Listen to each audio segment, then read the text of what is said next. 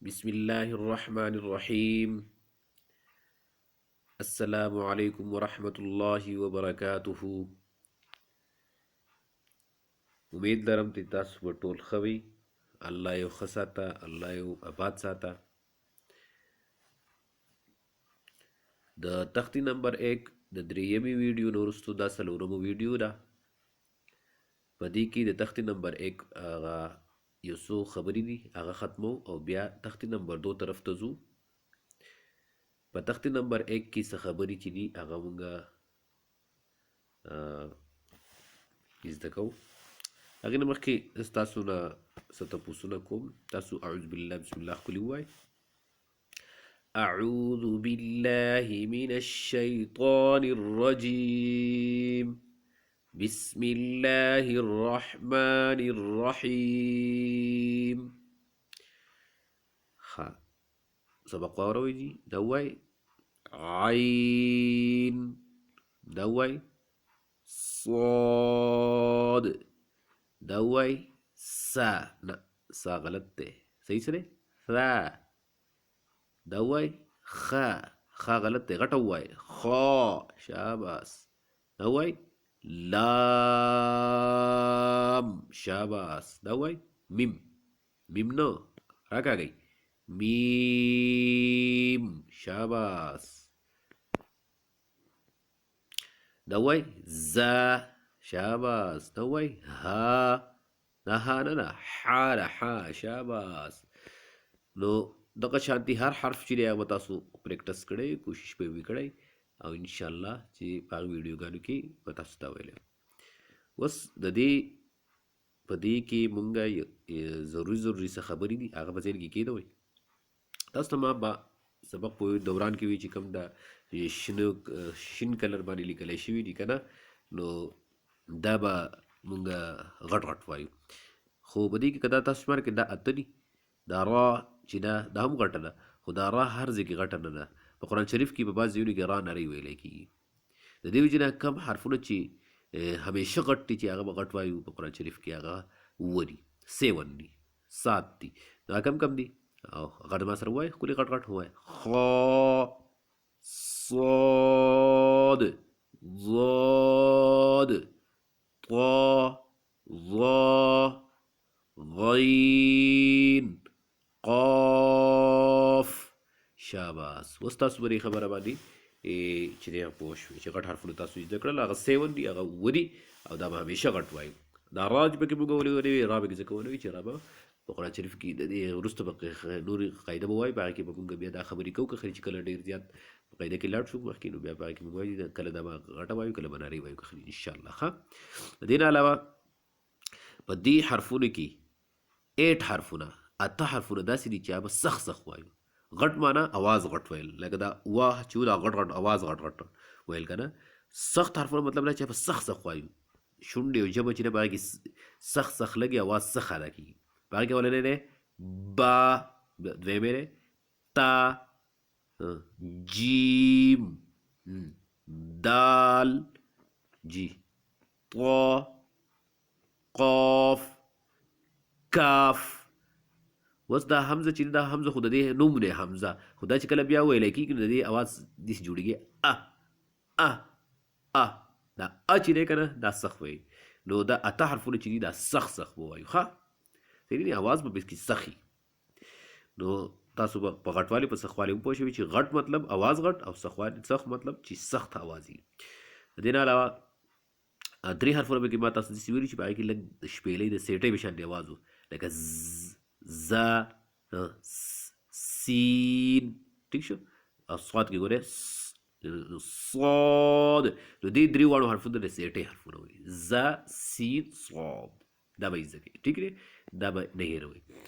بل 15 حرفونه داسې دي، 5 حروف داسې دي، 15 حرفونه، 15 مفردات داسې دي چې هغه په قرآن شریف کې په یو ځای کې به بیا موږ وایو وروسته، خو هسې به د ذهن کې دا خبره کېنوئ چې هغه کې به اواز تمبو، اواز نه دی دا اواز دا به پکې تمبېږي، تمبک کېږي به.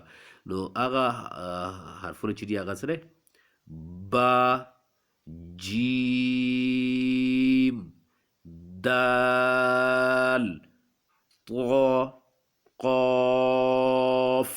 نو که تاسو څوک تاسو کې تمبیدو حرفونه څو دي ته وایي چې 5 کم دي با جیم دال طا قاف.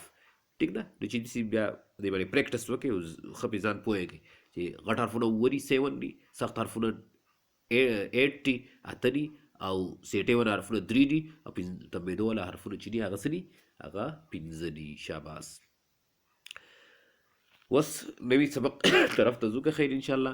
نو نوی سبق چې دی هغه زمونږ دا دی بچړو دغه چې مونږ زده کړل دغه مفردات وو. صحیح ده جي. اوس راځئ مونږ دا ماشوم ته دا ډېره ګرانه خبره وي نوي زده کوونکو ته دا ډېره ګرانه خبره چې هلته کې مونږ الف با تا تا یو شان زده کړل په هغې باندې یوه میاشت تېره شوه هر څونه به تېر شو که نه. او اوس په دا مونږ څنګه وایو چې دا سره دا سره دا سره کېدای شي صحیح جواب هم ورکړي لکه دې ته جیم وایي دې ته ح وایي، خو ډېر به پکې داسې چې هغه ته مشکلات وي. لکه زه تاسو د قرآن شریف یو پیج چې دی هغه تاسو ته کولاو کوم نو تاسو ته به پته ولګي چې آیا ماشوم به چې د دې خبرې جواب چې دی هغه ورکړی شي. لکه دا وګورئ دې ته وګورئ الذین ینقضون عهد الله. لکه دا خو د ماشوم د لیول نه اوچته خبرې چې لکه دا ډایرکټ قرآن شریف شروع کېږي نه، خو لکه دلته کې صرف دی دومره به شي ستره څه حروف په دې پېژني لکه دې ته به وایي چې دا نون دی که نه داسې دې ته به خو بیا اوس دا کوم چې یو ځای لیکلی شوي نو د هغه ته به مسله وي. نو دا نوی سبق چې اوس شروع کېږي که نه د دې نه وروستو هغه به په دې باره کې دی چې دا قرآن شریف چې دی د دې کې د حرفونو خو داسې مفردات نه دي جدا جدا نه دي لیکلی شوي، خو یو ځای لیکلی شوي چې ماشوم به دې خبر پوه شي. صحیح دی جي. په دې کې به بیا موږ ماشوم ته دا خبره کوو چې ماشومانو تاسو سوچ وکئ که نه چې دا حرفونه یو رایوځای شي که نه حرفونه څه شي رایوځای شي. ګورئ دا حرفونه په یو بل کې رایوځای شوي دي. نو دا طریقه به موږ زده کوو. ښه صحیح دی جي. لکه بیا قاعدې طرف ته راشو په قاعده کې وګورئ چې لکه په قاعده کې تاسو دې ته وګورئ چې ګورئ دلته کې دا دلته کې دوه حرفونه راځي شوي لاندې ورته لام او الف لیکلی دی، خو ماشوم لپاره دا ډېره ګرانه خبره چې موږ ته د لپاسه ولیکلو په هغې کې نه لام پېژني نه الف پېژني. صحیح دی که نه. نو دا خبرې به موږ څنګه زده کوو او دې ته به څه وایي. نو یاد ساتئ کله چې حرفونه یو ځای شي که دوه حرفونه یو ځای شي که درې حرفونه یو ځای شي که څلور حرفونه یو ځای شي که پنځه حرفونه یو ځای شي او ټول راجمع شي او یو ځای ولیکلی شي نو دې ته بیا مرکب وایي. څه ورته وایي؟ مرکب. نو ما تاسو ته که مخکې یو خبره کړې وه ما یې تاسو په مفرد باندې پوه کوم نو هغه دلته کې راغله که نه چې مفرد څه ته وایي چې کله حرفونه موږ جدا جدا ښکلي ولیکل که نه څنګه یې ولیکل لکه داسې لیکلی شوي دي که نه. نو دې ته موږ څه ویلی وو؟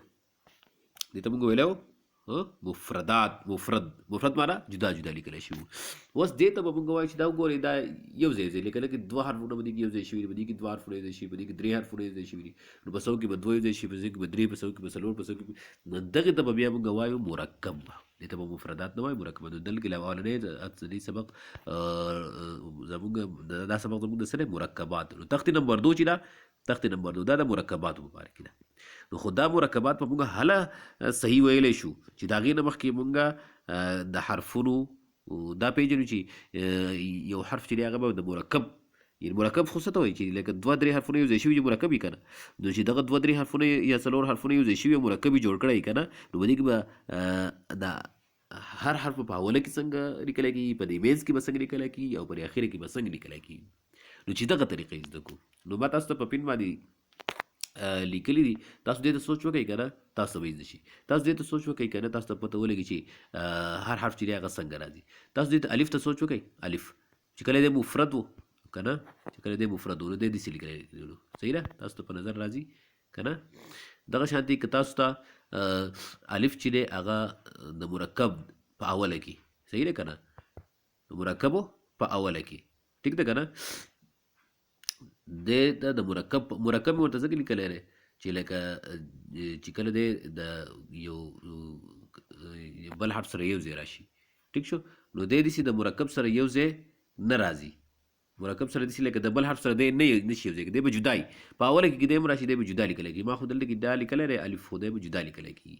صحیح دی یعنې دی داسې په اخره کې د یو لفظ د یو حرف سره یو ځای کېږي نو مرکب د دنه نه جوړېږي په اوله کې. خو دلته کې ما لیکلی دی نو زه به دې کې خطا شوی یم. په اوله کې صرف دی جدا لیکل لکه څنګه چې دی مفرد دی دغه شان مفرد لیکلی کېږي په دغه کې. لکه زه تاسو قرآن شریف ته راشم که نه دلته کې تاسو ته وښیم چې تاسو وګورئ چې لکه دا اولني دغه ته سوچ وکړئ په دې کې دا الف چې دی دا ښکلی جدا لیکلی شوی دی د دې لام سره نه دی شوی که نه. دغه شانتې دا الف لام دا دی دا ټیک ده که نه. نو په دې ټایم کې موږ دې ته الف وایو. صحیح ده. بیا به وروسته وګورو چې دا څه شی دی. نو دا الف چې دی دا جدا لیکل کېږي. په منځ کې هم کراس دی، په اوله کې هم دی جدا راځي، په منځ کې خو دی له سره نشي راتلی چې یو مرکب لکه دوه درې حرفونه یو ځای شوي په منځ کې الف راغلی، داسې به چاته نه وي. صحیح ده که نه. او بیا به زه تاسو پوه کړم. او په اخره کې چې راځي که نه نو دی به داسې یو ځای شوی داسې شکل به جوړ شوی یا به داسې شکل جوړ شوی. ښه د الفو ټیک ده که نه. زه به اوس تاسو ته اوس وښیم هلته کې چې کله موږ تختې نمبر 2 وویلو تاسو ته به زه ووایم چې ګورئ هغه الف هغه شکل دی یا داسې چې دی. ټیک ده که نه. او کنه زه تاسو ته اوس هسې ډایرکټ راوړم تاسو ته وښیم چې الف چې دی هغه داسې دی. ګورئ ورته دلته کې چې اوس موږ دا خبره وکړه چې الف څنګه دی. دی ګورئ دا ګورئ دا داسې د دغه ځینې چې داسې کوږ راغلی دی که نه به داسې پورې کړي دا الف دی که نه. ټیک ده که نه. نو لکه څنګه چې ما تاسو ته په دغې ځای کې ووایي چې لکه دا الف داسې کوږ راغلی. نو دغه شانتې په اخره کې دی راغلی دی مرکب که نه.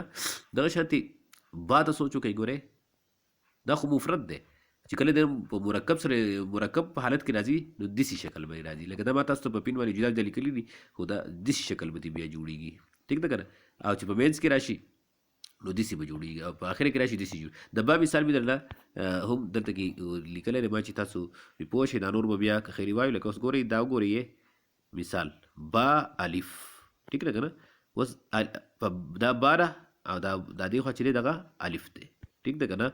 نو دا با او الف چې دي نو دا تاسو زده کړل چې په اوله کې با دا مرکب دی. با او الف چې یو دی چې دا مرکب شو که نه. اوس دا با به کې اوله کې څنګه لیکلی شوي ده پوره نه ده لیکلی شوي نیمه لیکلی شوي. دې ته عادي شکل مونږ هم لیکلی دی په دغه لا پاسه نیم شکل ورته هم لیکلی دی. او دا چې دی دلته کې وګورئ نو په اوله کې چې دی که نه دا با نه ده ښه په لا پاسه ټکی دی. ټیک ده که نه. د دې منځ کې چې دی دا با ده وګورئ ورته. نو د منځ شکل یې هلته کې ما تاسو ته څنګه ووایي چې با چې دی که نه په منځ کې داسې راځي. ګورئ داسې. ټیک ده که نه. نو دغه شانتې تاسو دې ته سوچ وکړئ که نه. نو ګورئ با پکې داسې شکل کې دی. ودرېدو. او بیا ګورئ په اخره کې چې با راځي نو دې طرف ته به یو ځای شي وي دې طرف ته. ټیک شو که نه.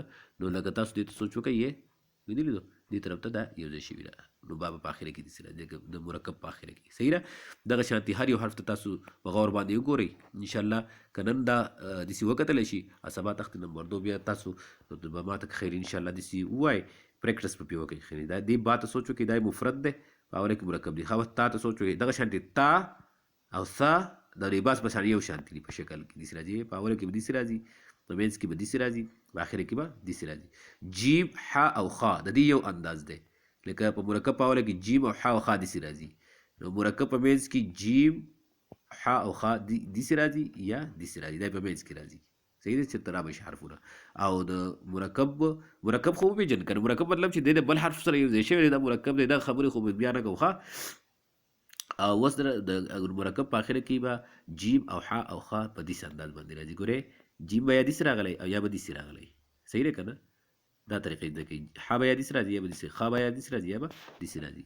دغه شانتې دال چې دی دال ما مفرد داسې لیکلی کېږي خو دال چې دی په اوله کې چې راځي که نه نو د مرکب په اوله کې خو نه راځي.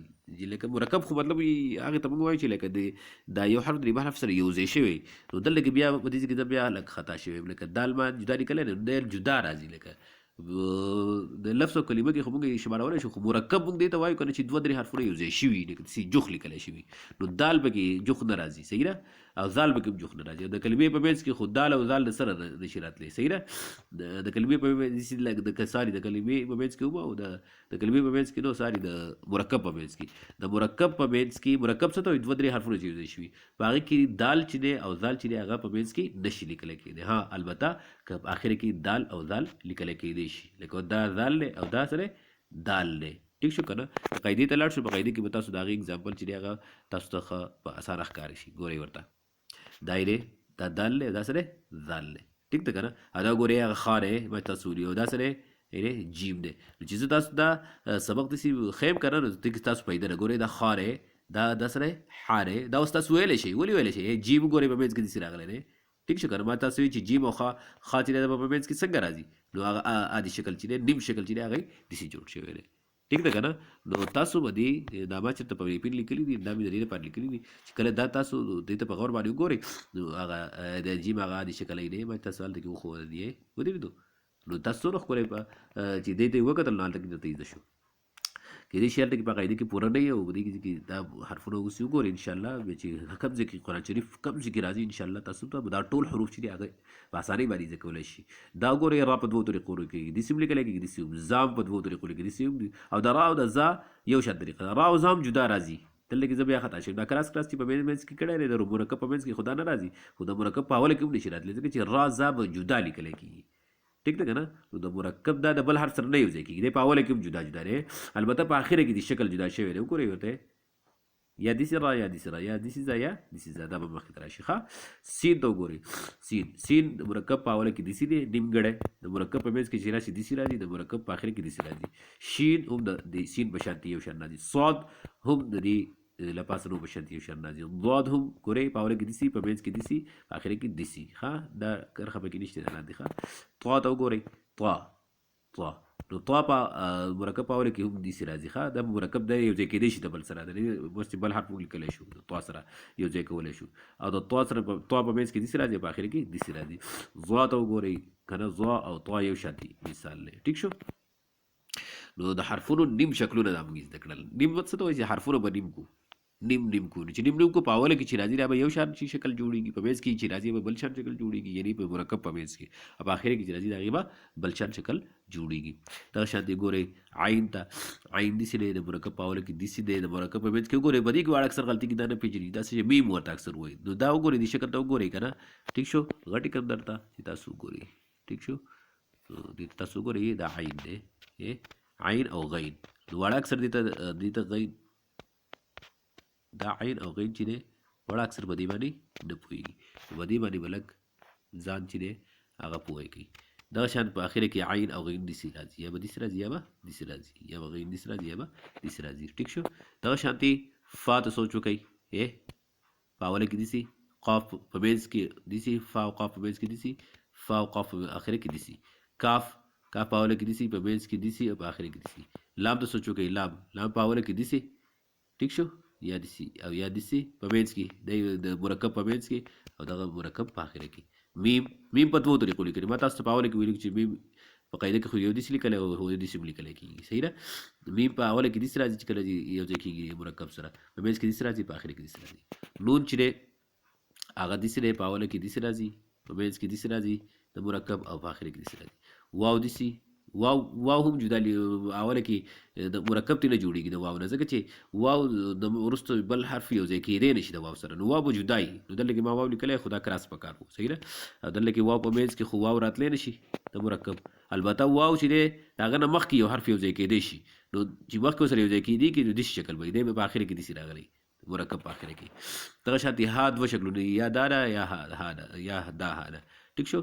نو دا چې په اوله کې راځي جدي راځي په قرآن شریف کې صحیح ده او که په منځ کې راځي جدي شکل وي که په اخره کې راځي جدي شکل وي ښه. حمزه چې ده حمزه چې ده د دې په اوله کې داسې شکل راځي خو دا هم جدا لیکلی کېږي لکه دا مطلب په منځ کې په دغه کې نشي په اوله کې حمزه داسې یو ځای نشي راتلی صحیح ده ټیک ده. نو دا داسې شکل به وي اوس دا حمزه دا خو الف دی نو دا یاد ساتئ په الف باندې له پاسه داسې کرښې راغلي له پاسه لاندې او یا له پاسه داسې نښې پرې راغلي نو دا به حمزه وي واړه په دې باندې خو نه پوهېږي چې دا څه کم نښې دي دا به وروسته زده کېږي نو دا به بیا څه حمزه وي که خیر انشاءالله ښه نو دا به بیا زده کوو چې دا هم حمزه ده. بل په منځ کې راغلی له پاسه کچه حمزه وي دا به هم حمزه وي چې د مرکب په منځ کې او چې په اخره کې راغلی له پاسه داسې زبر یا داسې لکه نښې مخې پې او یا له پاسه پې داسې کچه حمزه لیکلي په الف باندې دا به هم صحیح لکه څنګه چې دلته کې دی. ګورئ بعض ځایونو کې واو راغلی واو ټیک شو که نه واو او په هغې له پاسه کچه حمزه وي دې ته به بیا موږ حمزه وایو ښه یا راغلی باندې کچه حمزه دا حمزه باندې د الف باندې له پاسه کچه حمزه دې ته به بیا هم حمزه وایو ښه او یا په دوه قسمه لیکلی کېږي دا یو دا یا ده یو دا یا ده ټیک شو. خو په یا چې دا دواړه یاګانې خو د دې اولنی شکل چې دی کله چې په مرکب شروع کېږي دا به په منځ کې چې دی هغه دا او په اخر کې چې دی هغه به داسې شکل وي. نو امید لرم چې تاسو به دا شکلونه چې دي هغه به په دې ویډیو سره تاسو کتلی وي او دا که خیر انشاءالله دا نه بیا ښه سوچ وکئ چې کوم یو حرف په مرکب په اول کې څنګه راځي د مرکب په منځ کې څنګه راځي او د مرکب په اخره کې به څنګه راځي. نو د تخت نمبر 2 د شروع کولو نه مخکې موږ له دا خبرې زده کول پکار دي دا ګورئ دا تخت نمبر 2 دی ګورئ دا تخت نمبر سره 2 ده ټیک شو کنه. نو تخت نمبر 2 چې دا هغه به مونږ هله زده کولی شو، هله صحیح ویلی شو چې مونږ دغه حرفونه چې دي دا وپېژنو چې دا تخت نمبر 2 د څه په باره کې ده؟ د مرکباتو په باره کې. څنګه مرکبات؟ کله چې حرفونه مفردات چې موږ زده کړل هغه په یو ځای شي یا دوه شي یا درې یا د څلورو یا پنځو ته مرکب وای. نو مرکباتو کې به څه حرفونه داسې دي چې هغه د بل سره یو ځای کېږي، خو څه حرفونه داسې چې هغه په بعض ځایونو کې نه زیاتېږي، په اوله کې یي، په منځ کې نه یي، په منځ کې یي، په اخره کې نه یي. نو هغه ما تاسو ته په دې پاڼه باندې ولیکل. انشاءالله په بله ویډیو کې به که خیر انشاءالله دا تخت نمبر 2 داسې وایو او تاسو زما سره وایئ که خیر انشاءالله. او الله یو ښه لره او الله یو اباد ساته. السلام علیکم ورحمة الله وبركاته.